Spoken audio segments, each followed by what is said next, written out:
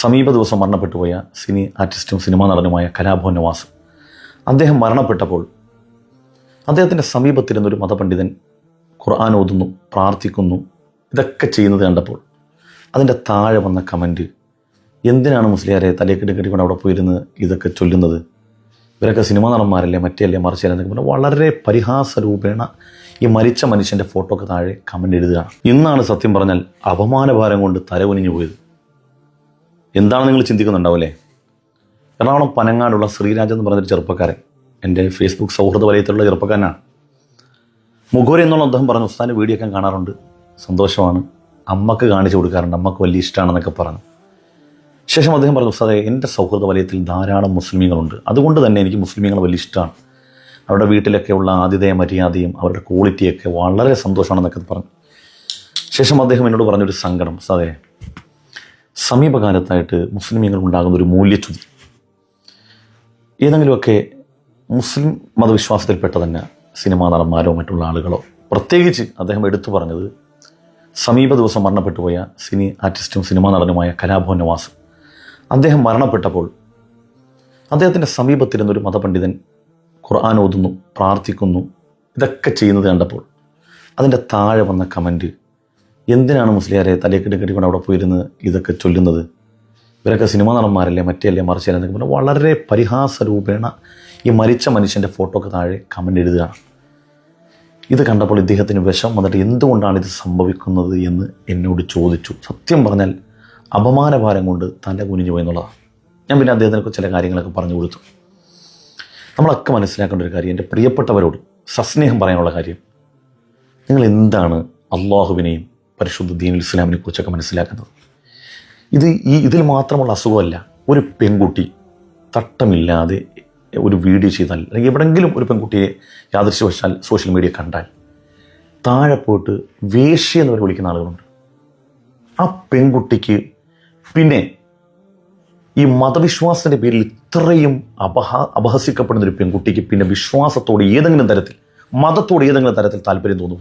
സത്യം പറഞ്ഞാൽ ആ പെൺകുട്ടി കുഫരിയത്തിലേക്ക് കടന്നു പോകുന്നുണ്ടെങ്കിൽ അതിൻ്റെ കാരണം നമ്മുടെ ഈ കമൻ്റ് ആയിരിക്കും. വെറുത്തു. ഇതാണ് മതം സഹിഷ്ണുതയാണ്. മൂസാ നബി അലൈഹിസ്സലാമിനോട് അല്ലാഹു തആല ഫിർഔനോട് സംസാരിക്കാൻ പറഞ്ഞു വിടുമ്പോഴും പറഞ്ഞത്, പ്രവാചകരെ അങ്ങ് വളരെ മിതമായ രൂപത്തിൽ, മാന്യമായ ഭാഷയിൽ, സഭ്യമായ ഭാഷയിൽ വേണം അദ്ദേഹത്തോട് സംസാരിക്കാൻ. ഇതാണ് മതം. രണ്ടാമതൊരു കാര്യം, ഒരാളെ സ്വർഗത്തിലും നരകത്തിലേക്ക് ആക്കാൻ നമ്മളാരാണ്? നമ്മൾ സ്വർഗത്തിലാണ്. നമ്മൾ ചിന്തിക്കേണ്ട നമ്മൾ സ്വർഗത്തിലാണ്. നമ്മൾ സ്വർഗത്തിലാണോ എന്ന് ഉറപ്പിക്കാൻ കഴിയാത്ത നമ്മൾ എങ്ങനെയാണ് മറ്റൊരാൾ സ്വർഗത്തിലാണെന്ന് അഭിപ്രായം പറയാൻ കഴിയുക? നമ്മൾ ഈ വിലയിരുത്താൻ നമ്മൾ ആരാണ്? നമുക്കതിന് എന്ത് ക്വാളിറ്റിയാണുള്ളത്? നിങ്ങൾക്ക് രസകരമായൊരു കഥ ഞാൻ പറഞ്ഞു തരട്ടെ. നബി സല്ലല്ലാഹു അലൈഹി വസല്ലം തങ്ങൾ സ്വഹാബത്തിനോട് പങ്കുവെച്ച ഒരാശയം. സ്വഹാബത്തിനോട് പറഞ്ഞ, സ്വഹാബത്തെ, ഭൂമിയിൽ ജീവിച്ചിരുന്ന രണ്ട് മനുഷ്യർ, അതിലൊരാൾ ആരാധനാനിരതനാണ്, ധാർമ്മിക നിഷ്ഠയിൽ ജീവിക്കുന്ന ആളാണ്, മറ്റൊരാൾ പാപപങ്കിലമായ ജീവിതവുമായി മുന്നോട്ട് പോകുന്ന ആളാണ്. ഇവർ രണ്ടുപേരും ഇങ്ങനെ ഭൂമിയിൽ ജീവിച്ചിരിക്കുമ്പോൾ തന്നെ ഒരാൾ മറ്റൊരാളോട് പറയും, ഈ പാപപങ്കിലനായ മനുഷ്യനോട് ധാർമ്മിക നിഷ്ഠയിൽ ജീവിക്കുന്ന ആൾ പറയും, നിന്നെ എത്ര ഉപദേശിച്ചോ നീ നന്നാകുന്നില്ല, നീയൊക്കെ നരകത്തിലാടാ, നിനക്ക് പടച്ചോൻ പുറത്തു തരത്തില്ല, ഈ പാപിയാണ്. ഇദ്ദേഹത്തിന് വലിയ വിഷമമാണ് ഈ പാവപ്പെട്ട മനുഷ്യൻ.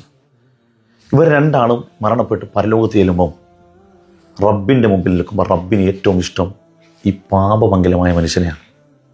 അതിൻ്റെ കാരണം അല്ലാഹു തആല ഇവർ രണ്ടുപേരെയും നിർത്തിക്കൊണ്ട് ഈ ധാർമ്മിക നിഷ്ഠയിൽ ജീവിച്ച മനുഷ്യനുണ്ടല്ലോ, ഈ ആരാധനാനിരതനായി ജീവിച്ച മനുഷ്യനോട് പറയും, എൻ്റെ അധികാരന്മാരാണ് നിന്നെ ഏൽപ്പിച്ചത്, എൻ്റെ അടിമക്ക് പുറത്തു കൊടുക്കണോ വേണ്ടേ എന്നുള്ളത് എൻ്റെ തീരുമാനമാണ്, എൻ്റെ ഇഷ്ടമാണ്, അതിൽ കൈകടത്താൻ നീ ആരാണ്? അല്ലാഹു ഈ ചോദ്യം ചോദിച്ചിട്ട് ഈ മനുഷ്യനെ ശിക്ഷിക്കുകയും പാപമംഗലമായ ജീവിതം നയിച്ച ഈ മനുഷ്യനോട് അല്ലാഹു അവൻ്റെ കൃപ കൊണ്ട് പുറത്തു കൊടുക്കുകയും ചെയ്യുന്നതാണ്. അതുകൊണ്ട് ഒരാളെയും നമ്മൾ വിലയിരുത്താൻ നിൽക്കണ്ട. നമ്മൾ ആരെയും സ്വർഗത്തിലോ നരകത്തിലാക്കാൻ വേണ്ടി നിൽക്കണ്ട. ഇനി ഭാവിയിൽ ഇനി പല പ്രമുഖരായ ആളുകളുണ്ട്, ഇവിടെ ജീവിച്ചിരിപ്പുള്ള പ്രതിമാനിരതരായ പല ആളുകളുണ്ട്, കലാകാരന്മാരുണ്ട്. ആ കലാകാരന്മാരൊക്കെ മരണപ്പെട്ട് കഴിയുമ്പോൾ നമ്മൾ അതിൻ്റെ കമൻറ്റ് ബോക്സിൽ എഴുതാൻ പോകുന്നവരാണ് പറയുന്നത്, നമ്മൾ പടച്ചോൻ്റെ പണി എടുക്കണ്ടോ, അല്ല തീരുമാനിച്ചോളും ആരാണ് സ്വർഗം ആരാണ് നരകം.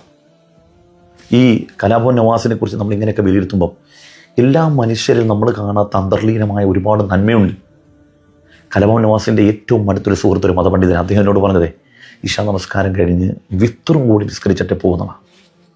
ഈ വിലയിരുത്തുന്നവൻ പള്ളിയിൽ തന്നെ പോകുന്നുണ്ടോ സംശയം? പള്ളിയിൽ തന്നെ നീയൊക്കെ പോകുന്നുണ്ടോ? വല്ല പെമ്പിള്ളാരെയൊക്കെ വേസ്റ്റ് ചെയ്യുന്നൊക്കെ വിളിക്കുന്ന ആളുകൾ, അവർ എത്രത്തോളം അവരെ ഭാര്യ മക്കളുമൊക്കെ ദീനിയായിട്ട് ജീവിക്കുന്നുണ്ട്. ആ അള്ളാനെ ഇങ്ങനെ പോക്കറ്റുകൊണ്ട് നടക്കല്ലേ. അത് നമ്മുടെ മാത്രമാണെന്ന് ആരും വിചാരിക്കല്ലേ. അള്ളാനെ കീശയിലിട്ട് നടക്കണ്ട, റബ്ബുൽ ആലമീനെ പക്ഷം ചേർക്കാൻ നോക്കണ്ട, എല്ലാവർക്കും ഉള്ളോനാണ് മറക്കണ്ട, നമ്മുടെ മാത്രമാണെന്നുള്ള വിചാരം വെക്കണ്ട. പടച്ചവൻ എല്ലാവർക്കും ഉള്ളതാണ്. അവൻ കൃപയുള്ളവനാണ്, എല്ലാവരോടും കാരുണ്യമുള്ളവനാണ്. അവനാണ് ആർക്ക് പുറത്തു കൊടുക്കണം, ആരെ സ്വർഗത്തിൽ പ്രവേശിപ്പിക്കണം, ആർക്ക് പുറത്തു കൊടുക്കരുത്, ആരെ നരകത്തിൽ പ്രവേശിക്കണം. റബ്ബിൻ്റെ തീരുമാനമാണ്. അത് അവന് വിട്ടുകൂടും. നമ്മൾ ആരെയും വിലയിരുത്താൻ നിൽക്കണ്ട. അള്ളാഹു നമ്മളെയൊക്കെ സ്വീകരിക്കണം.